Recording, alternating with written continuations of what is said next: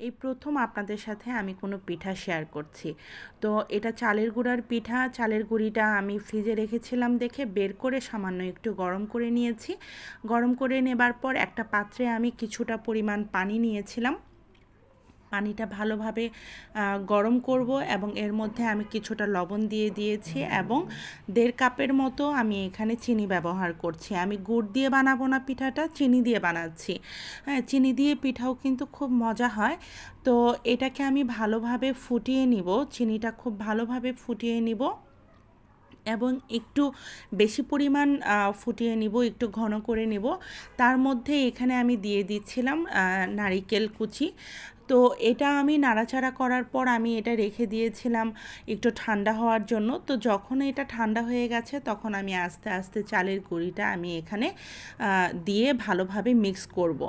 এটা একদম একবারে সম্পূর্ণ আমি ব্যবহার করব না, একটু একটু করে দিব আর হচ্ছে আমি ভালোভাবে এটাকে মিক্স করব। আমি চালের গুঁড়িটা দিয়ে ভালোভাবে মিক্স করে যখন একটা ভালো পরিমাণ একটা ঘনত্ব চলে আসবে তখন আমি এটাকে কিছুক্ষণ জন্য এটা আমি ঢেকে কিন্তু রেখে দিব, আধা ঘন্টা থেকে 1 ঘন্টার মতো। দেখেন আমার কিন্তু যে থিকনেসটা আমি চাচ্ছিলাম আমার হয়ে গেছে। তো এটা আমি ঢেকে কিছুক্ষণ রেস্টে রেখে দিব। তো রাখার পর একটা পাত্রে আমি যে পাত্রে আমি পিঠাটা ভাজবো সেটা কিন্তু আমি ভালোভাবে তেল দিয়ে গরম করে নিয়েছিলাম। আর পিঠাটা কিন্তু ডুবো তেলে ভাজতে হবে। আমার কিন্তু রেস্টে যে রেখেছিলাম তারপরে দেখেন এটা আরেকটু ঘনত্ব বেড়ে গিয়েছিল। আমি আবার নাড়াচাড়া করার পর এখন কিন্তু আমি তেলের মধ্যে এটা ভাজবো। তো এটা আমি প্রথমে দিচ্ছিলাম, দিয়ে কিন্তু আমি না গালটা ফুলিয়ে রেখেছিলাম যে আমরা কি করতাম আগে, আম্মু যখন পিঠা বানাতো তখন তেলের মধ্যে দেওয়ার পর আমরা যখন দেখতাম আশেপাশে যারাই থাকতো তাদেরকে সবাইকে বলতে এই অফ ফুলাও অফ ফুলাও, তাহলে পিঠাটা ফুলে উঠবে। তো আমি না অটোমেটিক আমার এই জিনিসটা হয়ে গিয়েছিল।